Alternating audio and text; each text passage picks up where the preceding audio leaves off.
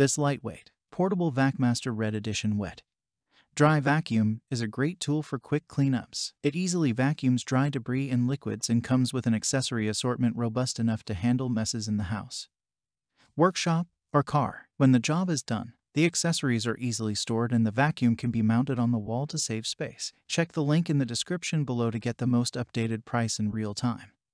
You never know when these things might go on sale. What makes this product a smarter choice? Number 1. 2 peak HP. Suction for household cleanup. This vacuum easily converts to a blower with powerful 65 CFM airflow. Number 2. 2.5-gallon, durable polypropylene tank. And over 14 feet cleaning reach make this wet-dry vacuum cleaner user-friendly. Number 3. Lightweight, compact design at 6.16 pounds. Makes this wet-dry shop vacuum easy to carry, store, and operate. Number 4. Easy to store. Easy wall-mount storage and complete back organization with onboard hose, cord and accessory storage, and so much more. Some common questions. Question number 1.